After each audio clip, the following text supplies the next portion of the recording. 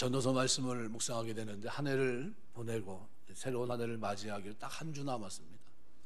마무리하는 시점에 와서 우리가 헤아의 인생이 어떻게 살아가는 것이 맞는지 그 지혜에 대해서 생각하려고 합니다.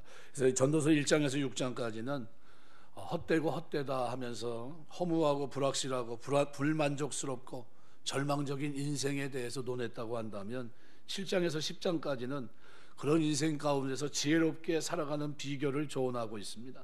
그런데 11장, 12장은 바로 그런 내용들을 토대로 해서 해 아래 불만족스럽고 불확실하고 허무한 인생길에서 지혜롭게 살아가는 비결을 들은 그들에게 이 내용을 토대로 해서 그럼 어떻게 살아야 되느냐, 어떻게 사는 게 지혜로운 삶이냐, 이걸 얘기하면서 11장, 12장을 얘기합니다. 그래서 오늘 본문은 우리에게 기회를 잃어버리지 말라는 거예요. 기회는 너무나 중요한 것이고 이 기회 속에서 우리가 꼭 염두에 두고 살아야 될 두 가지가 있는데, 하나는 떡입니다. 그 기회 두 가지는 떡과 관계되어 있는데, 하나는 뭡니까? 이 땅에 구제하는 겁니다. 또 하나는 생명의 떡이신 그리스도의 복음을 전하는 걸 말합니다. 그래서 이 메시지를 오늘 본문에서는 왜 이렇게 써야 되는지, 당시 이 본문을 얘기를 했을 때 유대인들이 공감하는 내용이 있습니다. 공감하는 이야기가 배경입니다. 어떤 배경이 있냐면, 왕이 아들 왕자와 함께 사냥을 나갔다가 그만 왕자가 물길을 따라가다 길을 잃어버리고 그 물길에 따라서 스넬 내려갑니다. 내려가는데 모래턱 같은데 정착을 하게 된 거예요. 그런데 왕은 알 길이 없죠. 사냥하다가 잃어버렸으니까 얼마나 낙심이 됐겠습니까? 백방으로 잘 찾지 못하고 물길을 날아가다가 모래턱 같은데 정착되어 있게 됐는데 1년 후에 왕의 꿈에 왕자가 나타납니다. 왕자가 나타나는데 얼마나 반가웠겠습니까? 아버지가. 그래서 야, 도대체 살아있냐 물어봅니다. 네, 살아있습니다. 어떻게 된 거냐? 그랬더니 통나무 잡고 내려가다 보니까 어떤 외딴, 도대체 왕래할 수 없는 모래턱 같은 데 들어와 있고 지금은 살아가는데 먹고는 살고 있습니다. 어떻게 먹고 있냐 이렇게 물어봤더니 매일 누군지 모르겠지만 자루가 하나 배에 이렇게 실려서 내려옵니다. 조그만 배. 그 배가 뭔가 이름이 뭐냐 이렇게 물어봅니다. 찾아갈 방법이 없으니까 모하마드 하산이라는 이름입니다. 그래서 이제 왕이 백방으로 물어봐요. 모하마드 하산이라는 사람이 도대체 어디 있는지 누군지. 보니까 사냥할 때 그 주변입니다. 만났어요. 어떻게 자루에다가 날마다 곡물을 심어서 이렇게 해서 버렸는데 그게 도대체 무슨 의미냐 이렇게 물어봅니다. 이제 이 사람이 농부가 왕에게 이렇게 얘기합니다. 사실은 저희 부모님이 내 식물을 무리에 던지라 몇 날이 몇 되어 내게 돌아오리라 하는 말을 했는데 이 말씀이 진짜인지 이게 의미가 도대체 뭔지, 그래서 내가 농사꾼으로서 날마다 곡물을 조금씩 담아서 하루 일용할 양식을 담아서 제가 배에 띄워서 보냈습니다. 근데 그 양식을 먹고 누가 살아온 겁니까? 아들인 왕자가 돌아와요. 그래서 결국 돌아온 내용입니다. 그래서 이 내용에서 왜 물질을 가볍게 써야 되는지, 농부에게 있어서 쌀은 뭡니까? 생명이에요. 근데 그거를 어떻게 해요? 그냥 값없이 내버린 것 같습니다. 근데 돌아왔어요. 그래서 그 말이 진짜구나 하는 걸 경험합니다. 오늘 본문의 배경은 그런 배경이 있는데, 특별히 이 본문을 기록하고 있는 솔로몬은 이 당시는 해상무역을 했던 때입니다. 여러분, 이스라엘이라는 나라가 해상무역을 해서 만일 그 근동에서 나름대로의 위치를 차지하는 데 있어서 해상무역은 굉장히 중요한 역할을 했습니다. 왼쪽은 지중해, 밑에는 홍해, 내륙에는 갈릴리, 그리고 사해가 있던 이 이스라엘은 말 그대로 솔로몬 시대, 황금 시대를 맞이합니다. 그래서 이스라엘에서 나는 식물인 밀, 보리, 포도주, 기름 같은 것을 잔뜩 배에 실어서 이제 무역을 하기 위해 내보냅니다. 근데 고민이 뭐냐 하면 이거 과연 태풍을 이길 수 있을까? 바다의 이 엄한 암초라도 만나서 좌초되는 건 아닌가? 굉장히 어려움이 많았겠죠. 신하들은 만류합니다. 위험한 일이 있으니까 하지 말자 얘기를 합니다. 그런데도 만류하면 그냥 그만두면 좋을 것 같은데 솔로몬은 그렇게 얘기하지 않고 지혜는 그래도 나가서 무역을 해야 돌아올 때는 기쁨으로 돌아오지 않겠느냐. 그래서 솔로몬이 기대를 가지고 확신을 가지고 한 얘기가 뭐냐 하면 내 떡을 물 위에 던져라. 그런 심정으로 기회를 찾았을 때 열심히 일을 하는 겁니다. 그러면 도로 찾을 거다라는 내용이에요. 그래서 나중에 돌아올 때는 어떻게 돌아옵니까? 바꿔서 돌아옵니다. 가져갔던 거 다 갖다 팔고 그 안에 그 나라의 특산품들을 갖고 가득 실어서 돌아오게 됩니다. 이 솔로몬 시대는 그래서 부강해집니다. 땀을 흘리면서 뛰어다닙니다. 경우에 따라서는 식물을 물 위에 던지는 심정으로 모험도 해야 되고 전진도 해야 됩니다. 이 원리가 꼭 돈 버는 데에만 쓰이는 원리가 아닙니다. 우리가 물질을 쓰는데도 이 원리가 적용이 된다는 거예요. 버는데도 쓰이지만 쓰는데도 이 원리가 쓰입니다. 너는 내 식물을 물 위에 던지라. 내 떡을 물 위에 던지라. 떡은 두 가지를 얘기합니다. 물론 성경에서의 떡은 나는 뭐뭐이다. 요한복음에서는 나는 생명의 떡이다. 나는 빛이다. 예수님은 출애굽기 3장 14절 보면 나는 스스로 있는 자 여호와 그 하나님을 얘기할 때 나는 뭐뭐이다 라는 표현을 쓰거든요. 나는 생명의 떡이다. 주님 말씀하십니다. 이 떡은 뭡니까? 바로 복음을 얘기해요. 복음. 예수님의 십자가 복음을 치를 때를 어떤지 못 어떤지 전할 것을 얘기하고 이 떡은 또 구제를 얘기합니다. 구제. 그러니까 우리가 어떻게 살아야 되느냐, 이 두 가지 떡이 있어요. 우리 예수 믿는 사람들에게는 어떤 떡이 있습니까? 바로 육신의 떡이 있고 하나는 영혼의 떡이 있어요. 육신의 떡은 뭡니까? 구제해서 사람들을, 약한 사람들을 돕고 구제하는 거예요. 그 다음에 영혼은 뭡니까? 영혼의 떡은 그들에게 복음을 전해서 그들이 예수님 믿고 구원받게 하는 겁니다. 이 두 가지 떡을 값있게 써야 된다는 거예요. 이것을 어떻게 해요? 쓰라는 겁니다. 이것을. 그래서 7에게나 8에게 나눠줘라. 7이라는 숫자는 완전 수입니다. 이 정도면 다 된 거 아닌가? 이 정도면 난 할 만큼 했지. 하게 7이에요. 8은 뭡니까? 그 이상이라는 거예요. 그러니까 나에게 기회가 주어지면, 이게 어떤 분이 이럽니다. 목사님 저 70입니다. 이제 끝났습니다. 그럼 7이에요. 7가지 다 한 거예요. 8은 뭐예요? 그 이후에라도 기회가 주어지면 뭐 합니까? 힘이 있고 기회가 주어지면 뭐 합니까? 구제도 하고 일도 하고 그 다음에 어떻게 해요? 영혼 구원도 하고 하라는 겁니다. 그러니까 우리의 시간 속에서 기회가 주어지면 여기에 초점을 맞춰야 된다는 게 7에게 8에게 나눌 무슨 재앙이 땅에 임하는지 알지 못합니다. 92년도인가 LA 사태가 났을 때 막 난리가 났죠. 막 상점 약탈하고 정전이 되고 뭐 가가지고 그렇게 힘들게 고생했는데 하루아침에 다 알거지가 되고. 왜요? 세금 신고를 제대로 안 했거든요. 한국 사람들이 특징이 그때까지만 해도 세무 신고 신적이 별로 좋지 않아서 미국에 가서도 그러면 될 줄 알고 보상받을 줄 알았는데 세무 신고한 대로 보상해 줬어요. 그러니까 세무 신고를 안 하고 될 수 있으면은 안 했는데 도망 다녔는데 그런데 망했어요. 근데 망하지 않은 사람이 있어요. 어떤 사람이냐면 흑인들이나 유색인종들이 와가지고 약탈 도둑질해서 도망가는데 어떻게 해요? 그냥 뛰어다니는데 아이들 뛰어가지 못하게 하고 야 그냥 가져가라. 그리고 어려우면 또 와라. 배고프면 내가 줄게.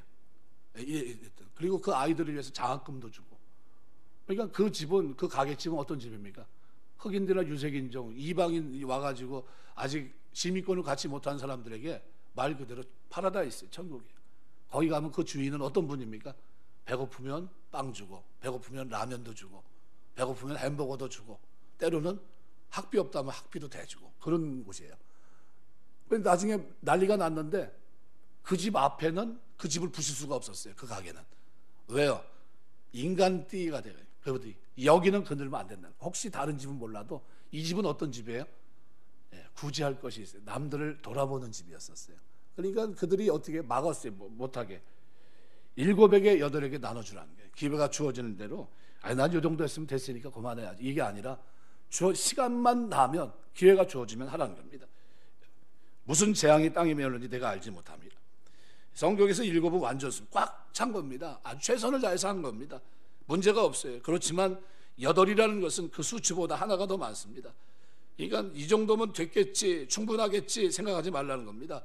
숫자에 구애됨 없이 이제는 다 됐다 생각하면서 그렇게 살지 말고 베풀며 살라는 거예요. 베풀며. 끝까지 우리 삶에서는 두 가지가 나가야 돼요. 하나는 구제하면서 섬기는 삶, 또 하나는 뭡니까? 복음으로 섬기는 삶. 할 수 있는 대로 최대한 많은 사람들에게 베풀며 사는 여러분 되시길 주의 이름으로 축원합니다. 그래서 2절 하반절에 보니까 그 이유가 나와요. 무슨 재앙이 땅에 임할는지 내가 알지 못합니다. 아무리 물질을 손에 꼭 쥐고 있으려고 해도요, 재앙이 임하면 끝납니다. 펴기 싫어도 손을 펴야 돼요. 병원에 입원했는데 1년 동안 병원에서 꼼짝 못하고 누워있게 되면 뭐 이만저만 손해가 아닙니다. 교인들이 신방을 갔는데 그런 고백을 합니다. 옛날에 물질에 너무 인색했습니다. 간병비만 하루에 몇백만 원이 지불됩니다. 이럴 줄 알았으면 그때 인색하지 말아야 되는데 제가 그때 인색했습니다. 이건 뭐예요? 기회를 잃어버린 거예요. 그러니까 이웃 돕는 일에 더 열심을 냈어야 될 텐데, 그러면서 후회를 하더라는 거예요. 의미가 없어요. 재앙이 임한 후는 뭡니까? 내가 그 일을 행할 능력을 잃어버리고 난 걸 말합니다. 재앙이 임한 후에 후회하지 말고 임하기 전에 미리 손을 펴란 겁니다. 우리 인간이 재앙 앞에 얼마나 무력한지 3절은 이렇게 말합니다. 구름에 비가 가득하면 땅에 쏟아지고 하늘에 구름이 꽉 낍니다. 어두워져요. 그러면 어떻게 됩니까? 비가 옵니다. 우리 인간이 무슨 수로 그걸 막아요? 나무가 나무로 북으로 쓰러집니다. 그죠? 태풍에 그냥 뿌리째 뽑혀요. 쓰러진 곳에 그냥 있습니다. 바람이 세차게 불면 큰 나무도 뿌리 뽑힙니다. 무슨 수로 인간이 그걸 막을 수 있겠냐는 거예요. 재앙이 오면 후회하지 말고 미리 기회 있을 때마다 선한 일에 열심히 있는 친백성으로 살라는 겁니다. 기회가 주어졌을 때 선한 일 많이 하시길 주의 이름으로 축원합니다. 그러니까 6.25 때 이북에서 피난 오신 분들이 공산당 때문에 다 뺏겼거든요. 집 뺏기고 재산 뺏기고 재물 뺏기고 다 뺏겼어요. 저희 집도 흥남에서 저희 아버지 할아버님 돌아가셨고 큰아버지도 돌아가시고 다 돌아가시고 계세요. 지금 하나 소천하시는데, 저희 아버지한테 그 할아버지가 이제 얘기했다고 그러더라고요. 야, 혹시 모르니까 집안 폐물은 이거 들고 다닐 수도 없고, 저희 아버님이 영자 식자인데 영씨가 일로 와봐라 그러면서 묻어놨대요. 땅에다. 다른 사람 몰라도 너는 혹시 네가 다시 돌아오게 되면 이거 꼭 찾아라. 그래놓고서 묻어놓은 거예요. 저희 아버님이 아직도 안 돌아가셨어요. 가셔야 된다는 거예요, 거기. 그래서 저도 가보고 싶어요. 흥남 어딘데? 뭐 지금 집이나 제대로 있을지도 모르죠. 뭐 저는 몰라요. 아버님은 이제 거기서 내려오셨으니까. 그래가지고 어렸을 때 13살인가 내려오셨거든요. 내려오면서 아주 그 집에서 이렇게 어디 이제 이렇게 해가지고 묻어놨나 봐요. 예, 그래가지고 묻어놓은 거기 다 있대요. 거기 뭐가 있는지는 모르겠는데 하여간 거기다 다 묻어놓고 왔대요. 예. 이제 갔으면 그러니까 이북에서 내려온 사람들이요 얼마나 억울합니까? 그죠? 그래서 나중에 뭐예요? 피난 오신 분들이 억척 같아요. 왜요? 건강이 없으니까 일해야 되니까 부지런했고, 또 교회 일에도 대단히 열심히 했습니다. 왜요? 한번 맛을 봤거든요. 아, 이게 아무것도 아니구나. 재앙이 오면 다 쓸려가는구나. 그래서 그때 열심을 냈던 겁니다. 그래서 이북에서 내려온 사람들마다 뭐부터 합니까? 교회 짓는데 열심을 냈습니다. 아주. 4절 보면 풍세를 살펴보는 자는 파종하지 아니할 것이요 구름을 바라보는 자는 거두지 아니하리라. 농부가 풍세를 살펴보면 씨를 뿌릴 수가 없습니다. 예? 구름을 바라보면 거둘 수가 없어요. 이게 무슨 얘기냐면 밭을 다 갈아놓고 씨앗을 뿌려도 전혀 문제가 없는데 날씨 탓하고 있는 겁니다. 아직 시기가 무르익지 않았다고 차일피로의 씨 뿌리는 이거 시기를 미루는 게으른 농부의 모습이고, 또 하나는 희어져 추수하게 되었는데 하늘의 기후만 바라보면서 추수를 미루는 나태한 농부의 모습을 묘사한 겁니다. 우리가 살아가는 동안 이 환경 때문에 난 못하겠다 하는 생각을 버려야 된다는 거예요. 우리 IMF도 겪었지 않습니까? 우리는 지금 코로나라고 하는 전무후무한 인류가 처음 당하는 일들을 경험합니다. 그런데도 그때 딱 생각하는 게 뭡니까? 아, 지출을 줄여야지. 다 줄여요. 헌금도 줄이고 농사도 제대로 지을 수 없고 다 어떻게 해요? 다 줄이는 거예요. 지출도 줄이고 헌금도 줄이고 다 줄여요. 근데 이건 뭘 오늘 본문으로 본다면 풍세를 살펴보는 게, 야, 하나님 일도 이제 구제도 좋고 선교도 좋지만 이건 뭐야, 어떻게 나중에 해야죠. 무슨 그 지금 때가 왔는데 그걸 하고 있냐고 이럴 수 있습니다. 그런데 성경은 뭐라고 얘기합니까? 그런 거 보지 말고 하라는 거예요. 결과는 누구 손에 있어요? 하나님 손에 있으니까. 농부가 풍세를 살펴보고 구름을 바라보면서 농사를 제대로 지을 수 없습니다. 시기가 되면, 때가 주어지면, 기회가 오면 어떻게 일하라는 겁니다. 우리가 풍세를 살피며 사는 사람이 아닙니다. 오직 이는 믿음으로 사는 사람이에요. 오늘 우리가 믿음으로 행하게 되시길 주의 이름으로 축원합니다. 믿음으로 하지 않은 모든 것이 다 죄라고 그랬어요. 믿음으로 하는 겁니다. 우리는 구름을 바라보며 살지 않습니다. 살아계신 하나님, 전능하신 하나님의 뜻을 마음속에 새기고 그 뜻을 준행하는 사람들이에요. 그러니까 여호와 하나님을 신뢰하며 살아갑니다. 5절에 보니까 바람의 길이 어떠함과 아이벤자에 대해서 뼈가 어떻게 자라는 것을 내가 알지 못함 같이 만사를 성취하시는 하나님의 일을 내가 알지 못하느니라. 예수님이 니고데모와 대화를 하십니다. 바람이 어디서 불며 어디로 부는지 알지 못한다 그랬어요. 어디서 오고 어디로 가는지 몰라요. 바람의 길을 모릅니다. 그런데 우리는 바람이 불고 있다는 건 알아요. 아이벤자에 대해서 애가 자라갑니다. 뼈가 어떻게 자라는지 우리는 몰라요. 어머니 뱃속에서 숨을 쉬고 자라고 있는 것, 이거는 분명히 압니다. 마찬가지예요. 만사를 성취하시는 하나님의 일을 우리는 알지 못합니다. 어떻게 섭리해서 어떻게 자라게 하시고 열매 맺게 하는지 인간의 지각을 뛰어넘는 일이기 때문에 우리는 알 수 없어요. 그러나 하나님께서 지금도 살아계셔서 우리를 역사하시고 일하신다는 것은 우리는 알고 있어요. 그러니까 하나님 의지하면서 식물을, 떡을 물 위에 열심히 던져야 돼요. 구제하고 하나님의 복음을 전하는 일에 열심히 해요. 기회가 주어지는 대로 7번이 아니라 8번이라도 하라는 거예요. 8번. 어떻게 해요? 기회 주어지는 대로. 이거 우리 할 수 있을까? 하나님이 할 수 있는 능력을 주실 줄 믿습니다. 참 감사한 게 금년에도 코로나가 다 주저앉았잖아요. 그런데 우리 교회 참 감사한 게 지금 구제하겠다고 했더니 이렇게 쌀이 그래도 한 50개 이상 지금 쌓여 있어요. 또 선교하겠다고 그래도 필요한 것에 교회 세워야 되지 않냐고 그랬는데 지금 태국 치앙마이 그쪽에 임중식 선교사 통해서 어떻게 해요? 꼭 필요한 곳에 집에서 예배를 드리고 있던 그곳에 교회를 지을 수 있는 이 기회를 하나님 주셨어요. 그 기회를 우리가 딱 잡은 거예요. 얼마나 기분이 좋은지 모릅니다. 하나님 감사합니다. 감사합니다. 하나님 부족하지만 하나님 우리 기회 주어지는 대로 하나님 내가 일하겠습니다. 7번 8번은 뭡니까? 은퇴한 후에라도 해요. 은퇴한 후에라도. 난 70이니까 끝났습니다. 나는 끝난 거예요. 그럼 천국 가야죠. 그런 얘기하면 안 돼요. 나는 끝났습니다. 얘기 절대 하지 마세요. 하나님 나의 힘 닿는 대로 주어진 시간 속에서 최선을 다해 살겠습니다. 어떻게 살겠다는 거예요? 그죠?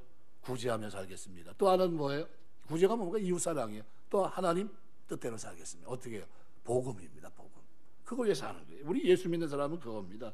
그래서 여러 날 위해 하나님이 물 위에 던지면 찾게 하세요. 후이 되어 누르고 흔들어 넘치도록 우리 품에 안겨주시는 겁니다. 그래서 그 모습을 물질에 쓸 때 마음 자세를 6절은 이렇게 말합니다. 너는 아침에 씨를 뿌리고 저녁에도 손을 거두지 말아라. 여러분 아주 이거는 농사 짓는 사람의 참 부지런한 모습이에요.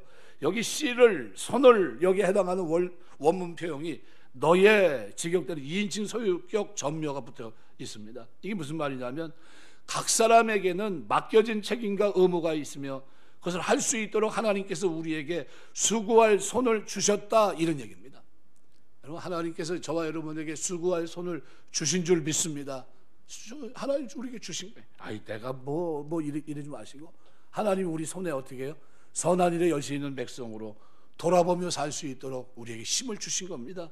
그래서 전도자는 하나님 앞에서 우리의 연약함, 부족함, 한계를 인식하되 우리 손에 맡겨진 일에 대해서는 그 모든 것이 하나님의 축복의 결실을 맛볼 수 있는 통로가 될 수 있기 때문에 주어진 인생길 속에서 자기의 부여진 일 여기에 최선을 다해야 된다. 어떻게 최선을 다합니까? 아침에 저녁에도 이 표 통해서 게을리하거나 중단하지 말고 우리의 생애 속에서 어떻게 해요? 끊임없이 계속 언제까지요? 기회가 주어지는 대로 이겁니다. 기회가 주어지는 대로 언제까지요? 주님이 내 호흡을 내쉬는 그날까지 그렇게 살아가야 되는 겁니다. 여러분 우리가 밭에서 농부가 농사를 짓는데 일찍 일어나서 찬 이슬이 맺힐 때 밭에 나갑니다. 제가 여기 4시면 이제 불 켜고 막 이렇게 하는데 어떤 때는 4시도 안 됐는데 벌써 저쪽으로 가는 사람이 있어요. 농사 짓겠다고 덜그덕 소리가 납니다. 예. 아주 밤새서 그냥 그래요. 새벽 그 시간 나오고 저녁에는요 여름 같은 때는요 컴컴한데 이렇게 8시 넘었는데 그때 지나가요. 여태까지 모아가시면 거기서 밭에서 밥 메고 있었던 거예요. 대단합니다. 만사를 성취하시는 하나님께서 하시기 때문에 우리는 그건 하나님께 맡기고 우리는 뭐만 하면 됩니까? 물을 주고 거름을 주는 것은 우리 몫이지만 자라게 하시고 열매 맺게 하는 건 하나님 몫이에요. 우리는 뭡니까? 기회 있는 대로 어떻게 해요? 주고 또 주고. 뭘 줘요? 구제도 하고 또 어떻게 해요? 하나님의 복음도 전하고. 이거 두 가지 하라는 겁니다. 그럼 하나님 어떻게 해요?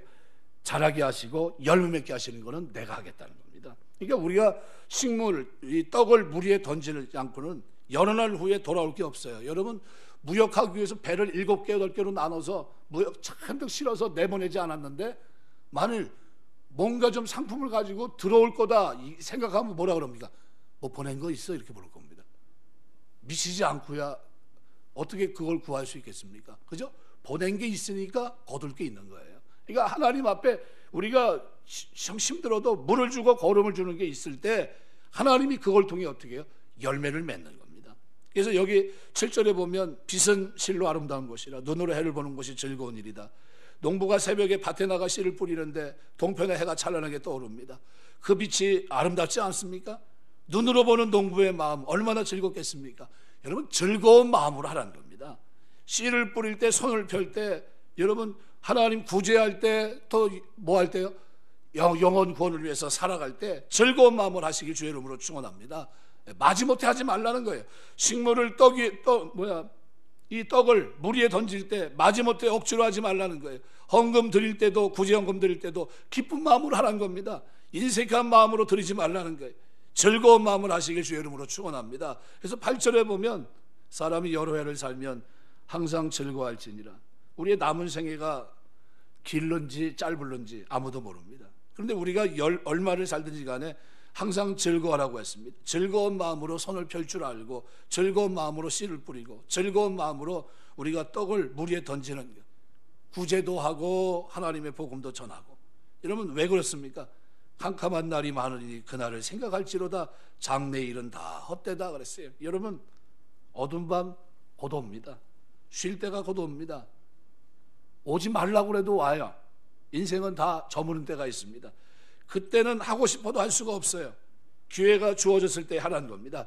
장래의 일은 다 헛되다. 이게 무슨 얘기냐면 나중에 뭐 해야지.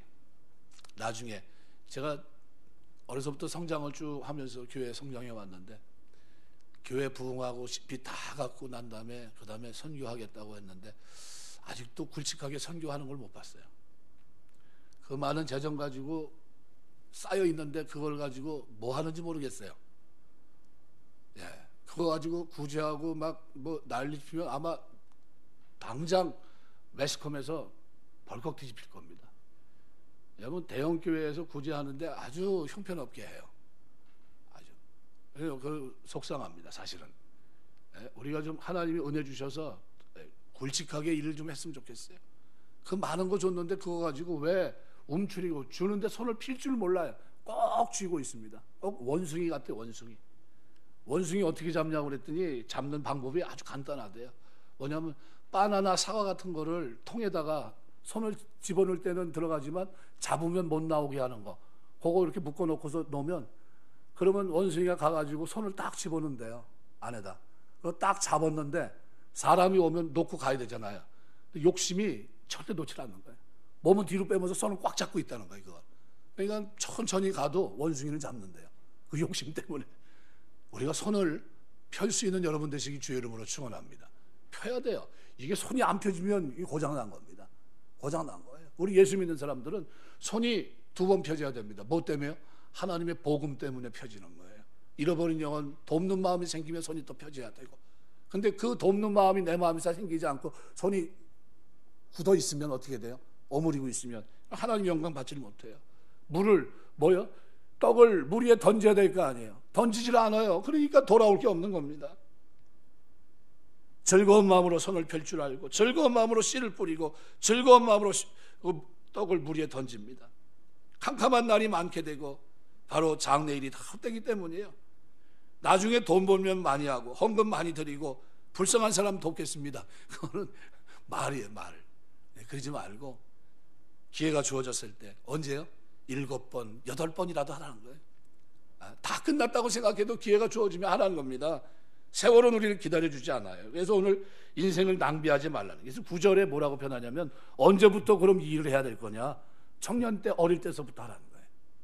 청년의 어린 때를 즐거워하며 청년의 날을 마음에 기뻐하여 마음에 원하는 길들과 내 눈이 보는 데 행하라. 그러나 하나님이 모든 말과 너를 심판하실 줄 알라. 그러니까 솔로몬은 지나간 과거를 회상해 봅니다.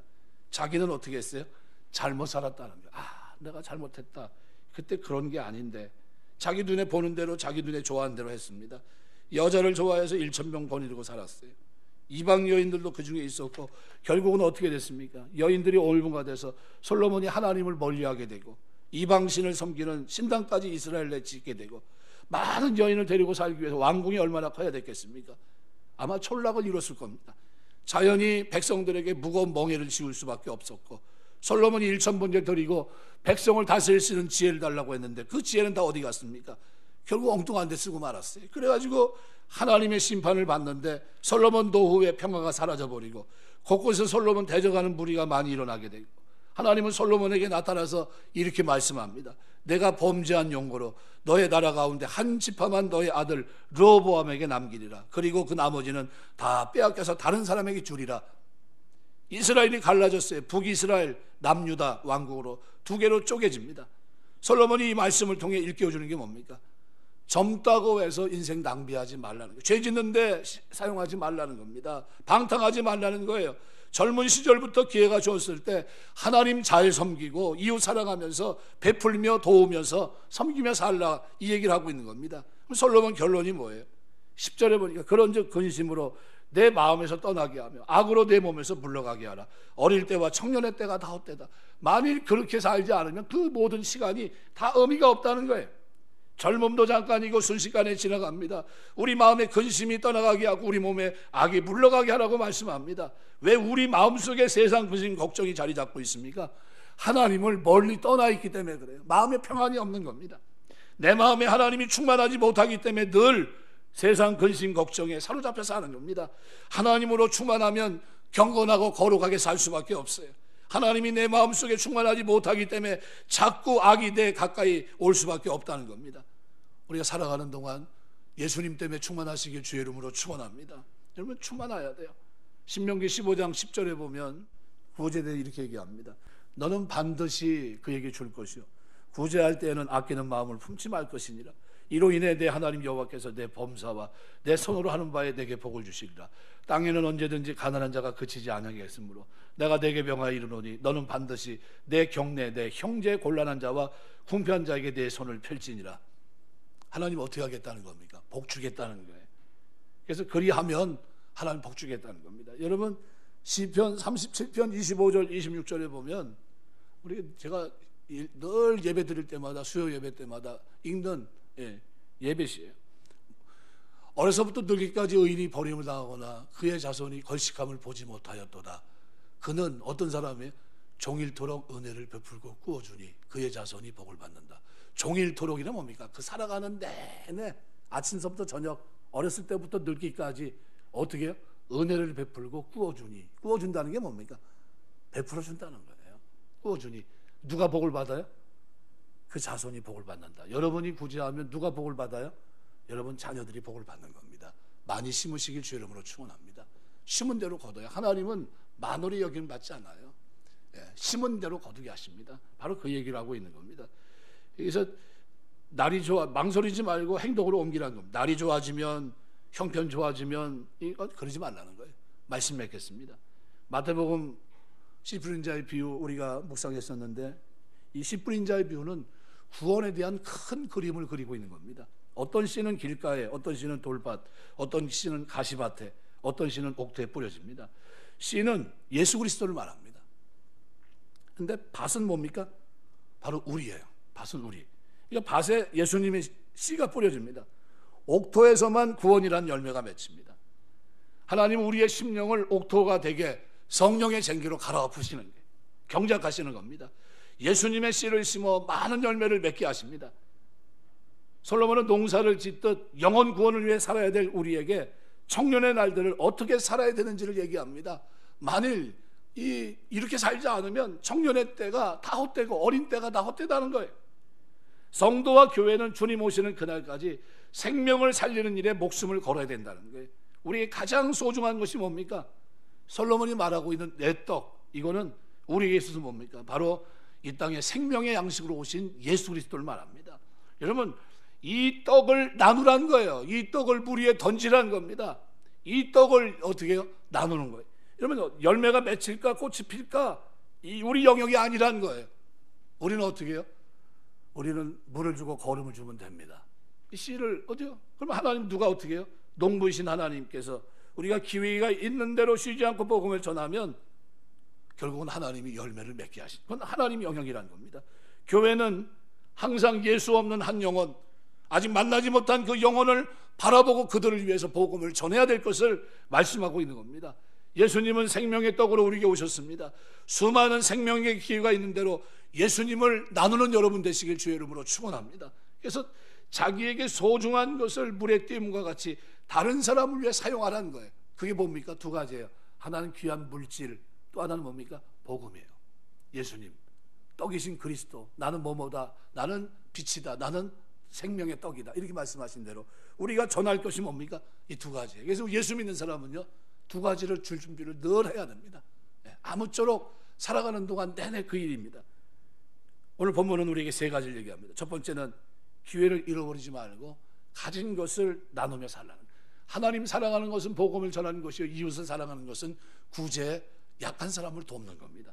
두 번째는 일의 성취는 하나님께 있다는, 환경 보지 말라는 거예요. 지금 뭐 이런 환경인데 뭐 어떻게 하겠습니까? 그러지 말라는 거예요. 뭐 어떻게 기회가 주어지는 대로 하라는 거예요. 하나님의 일을 하라는 겁니다. 우리 교회가 참 감사한 거는 이 코로나 중에도 약한 자를 돌아보고 또 뭐 하고 있습니까? 복음이 들어가고 필요한 곳에 교회를 세울 수 있는 그 일에 일하고 있다는 거예요. 이게 너무 감사해요. 그게 감사해요. 이 코로나 시국에서도 진짜 감사한 이유가 이겁니다. 여러분, 우리 예수 믿으면서 자부심 갖고 살기 주의 이름으로 축원합니다. 하나님 보실 때 얼마나 아름다워요. 그리고 오늘 본문은 우리에게 7번, 8번을 얘기합니다. 복음을 위해서 어떻게 살아야 되느냐, 기회를 잃어버리지 말라는 거예요. 나에게 힘 다하는 대로 하나님이 나에게 뭘 주셨다고요? 오늘 본문의 6절은 너는 아침에 씨를 뿌리고 저녁에도 손을 놓지 말아라. 어떤 손입니까? 할 수 있는 힘, 힘을 주신 그 손입니다. 이 손을 저와 여러분이 주셔요. 구제의 손, 그죠? 복음을 전하는 손을 저와 여러분이 주셨는데 언제 해야 돼요? 아침부터 저녁까지 인생 전체를 얘기합니다. 살아가는 내내 우리의 삶에서 구제와 복음을 위해 살아야 될 것을 오늘 본문은 우리에게 말해줍니다. 젊은이가 젊은이답게 사는 유일한 길은 뭘까요? 바로 죄를 버리고 하나님 앞에서 이렇게 하나님 사랑하고 이웃 사랑하며 사는 걸 배우게 하라는 겁니다. 우리가 주님 섬기며 사는 동안 오늘 본문에 11장 1절에 기록한 대로 너는 내 떡을 물 위에 던져라. 여러 날 후에 도로 찾으리라. 7에게나 8에게 나눠줄지어다. 무슨 재앙이 땅에 멀는지 내가 알지 못합니다. 이제 재앙임에서 아무에게도 복음을 전하지 못한 때가 올 수 있습니다. 그 전에 우리에게 주어진 시간 속에서 기회를 놓치지 말고 우리는 할 수 있는 대로 최선을 다해 그 일을 해야 되고 하나님은 그 일을 통해서 열매를 맺는 줄 믿습니다. 거룩한 일에 쓰임받는 저와 여러분 다 되시길 주의 이름으로 축원합니다. 기도하겠습니다.